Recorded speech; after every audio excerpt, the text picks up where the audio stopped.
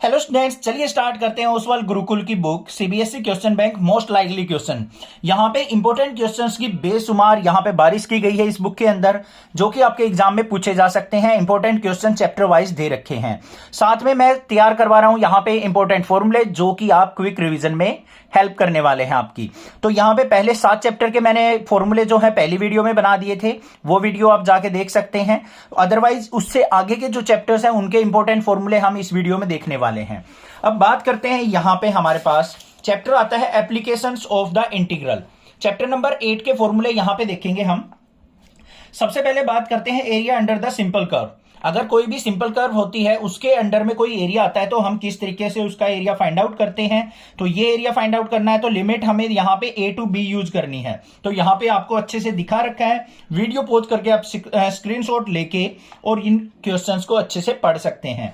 उसके बाद case second दिखा रखा है कि अगर इस तरीके से हमारा ग्राफ हो और हमें एरिया फाइंड आउट करना हो तो कैसे फाइंड आउट करेंगे। नेक्स्ट बात करते हैं केस थर्ड की। इस तरीके का ग्राफ है और कैसे हम एरिया फाइंड आउट करेंगे वो भी यहां पे अच्छे से आपको दिखा रखा है। नेक्स्ट बात कर लेते हैं कुछ हमारी शेप्स की, जो कि पैराबोला वगैरह है। तो इस टाइप की शेप्स में हम किस तरीके से एरिया फाइंड आउट करते हैं। In case of horizontal strip, इस तरीके से हमें एरिया फाइंड आउट करना हो तो हमारा फॉर्मूला ये रहा। आपको पैराबोला की इक्वेशन पता होनी चाहिए, जो कि क्लास 11th में हमने सीखी थी। X square is equal to 4ay है तो अपर पैराबोला बनेगा। Y square is equal to 4ax है तो हमारा राइट साइड पैराबोला बनेगा। यहाँ पे नेगेटिव आ गया तो डाउनवर्ड, और यहाँ पे जो मैंने पहले इक्वेशन बोली थी Y square is equal to 4ay negative में हो गया तो लेफ्ट साइड का पैराबोला। ये आपको इक्वेशन पता होनी चाहिए भाई। एरिया कैसे निकलेगा ये दे रखा है। आगे area enclosed by the ellipse, ellipse की इक्वेशन दे रखी है, समझा रखा है किस तरीके से एलिप्स का एरिया फाइंड आउट किया जाता है। शॉर्ट नोट्स की फॉर्म में ये हेल्प करने वाले हैं आपकी ये वीडियो। आगे बात करते हैं area enclosed by the circle. अगर आपको सर्कल की इक्वेशन दे रखी है तो आप एरिया कैसे फाइंड आउट करेंगे, ये यहां पे अच्छे से डिफाइन कर रखा है कि सर्कल की इक्वेशन से एरिया कैसे निकाला जाता है ना मस्त वीडियो, है ना मजेदार। तो चैनल को जरूर सब्सक्राइब कर लेना अपने टीचर के लिए।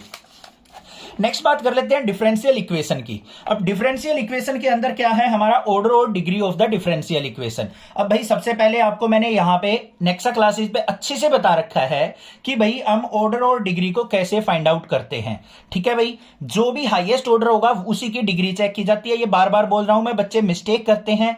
मैं एग्जाम के अंदर चेकिंग करता हूं तो मुझे पता लगता है कि यही मिस्टेक होती है बच्चों की। तो बार बार नोट कर लो, जो भी हाईएस्ट ऑर्डर होगा उसी की डिग्री चेक की जाएगी। और दूसरी चीज ध्यान देने वाली बात यह है, आपको सबसे पहले चेक करना है कि जो भी आपको इक्वेशन दे रखी है ना, जिसका ऑर्डर और डिग्री पूछ रखा है, क्या वो हमारी एक डिफरेंशियल इक्वेशन है या नहीं है, ये चेक करना है। उसके बाद हमारे यहां पे कुछ दे रखे हैं, जनरल सॉल्यूशन कैसे फाइंड आउट होगा, पर्टिकुलर सॉल्यूशन कैसे निकलेगा। उसके बाद solution of the differential equation by method of separation of variable किस तरीके से परफॉर्म होगा, ये यहां पे अच्छे से दिखाया गया है।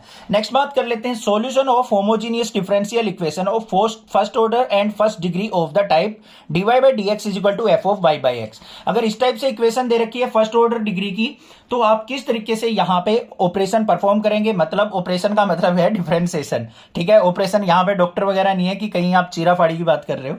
सिंपली यहां पे रूल दे रखे हैं आपको, सारा का सारा डिफाइन कर रखा है स्टेप वाइज। तो यहां पे सारा का सारा मैं पढ़ने लग जाऊंगा तो बहुत ज्यादा टाइम लग जाएगा। शॉर्ट वीडियो 2 वीडियो के अंदर कंप्लीट यहां पे 12th क्लास के फॉर्मूले कवर कर देंगे। नेक्स्ट बात करते हैं solution of the linear differential equation of the type ये। अगर इस टाइप की लीनियर इक्वेशन है तो किस टाइप से हम सॉल्यूशन निकालेंगे, ये दे रखा है। लीनियर डिफरेंशियल इक्वेशन ये है। Working rule to solve the linear differential equation, उसको सोल्व आउट करने के लिए क्या रूल फॉलो किया जाता है वो यहां पे अच्छे से बताया गया है। आगे चल लेते हैं भाई। डिफरेंशियल इक्वेशन के बाद हमारा चैप्टर आ जाता है वेक्टर, जो कि मोस्ट वीआईपी चैप्टर है और बच्चों को पसंद भी आता है। बहुत ही इजी चैप्टर है और जो फिजिक्स वाले बच्चे जो फिजिक्स में इंटरेस्ट ज्यादा रखते हैं वो तो इसको हलवा मानते हैं चैप्टर को। आगे आ जाओ। सबसे पहले यहां पे स्केलर क्या होती है, क्वांटिटी, वेक्टर क्या क्वांटिटी होती है। छोटे छोटे बच्चे थे हम 7वीं 8वीं में जब से पढ़ रहे हैं स्केलर और वेक्टर क्वांटिटी। सिंपल सी डेफिनेशन रटवा दी जाती है, वही याद है, कोई दिक्कत नहीं है। यहां पे डेफिनेशन से हमें कुछ लेना देना नहीं है। नेक्स्ट बात करते हैं मैग्नीट्यूड किस तरीके से फाइंड आउट किया जाता है। डायरेक्शन कोसाइंस होते क्या है, डेफिनेशन अच्छे से समझनी है आपको डायरेक्शन कोसाइंस की।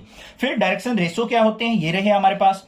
वेक्टर्स के अंदर देखो, इक्वल वेक्टर क्या होता है, unit vector, zero vector, parallel vector, सारे के सारे अच्छे से बता रखा है। अच्छे से समझ लेने हैं क्योंकि एग्जाम के अंदर क्वेश्चन पूछा जाता है कोई भी आपको सेव दे देंगे, पूछ लेंगे इनमें इक्वल वेक्टर कौन सा है, जीरो वेक्टर कौन सा है, पैरेलल वेक्टर कौन सा है, कंडीशन पता होनी चाहिए तभी आप कर पाएंगे।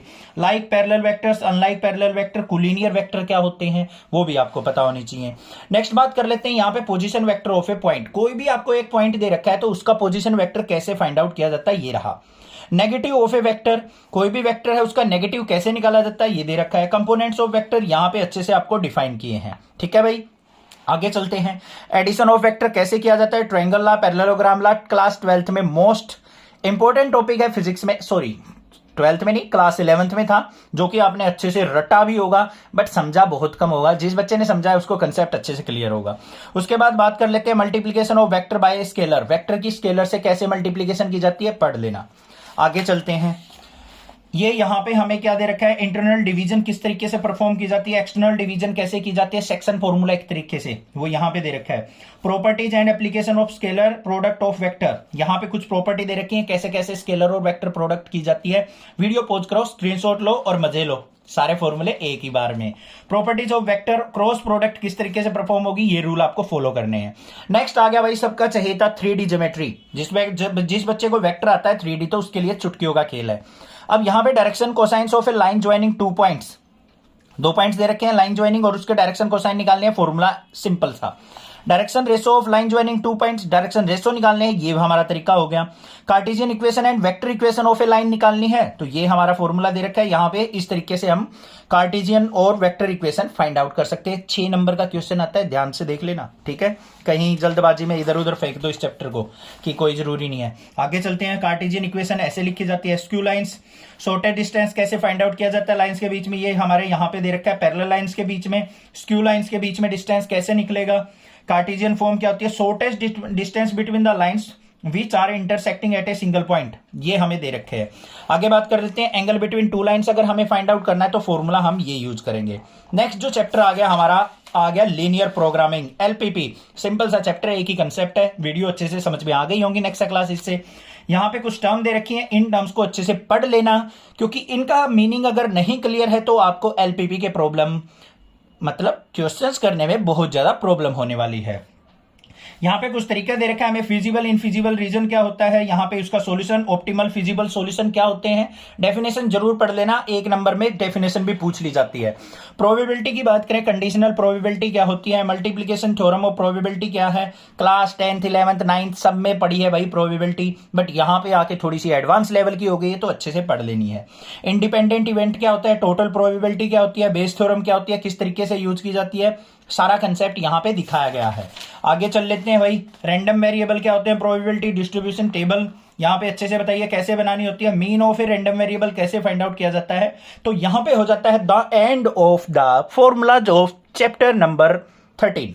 तो क्लास 12 के सारे 2 वीडियो के अंदर ही मैंने फॉर्मूले कवर कर दिए हैं।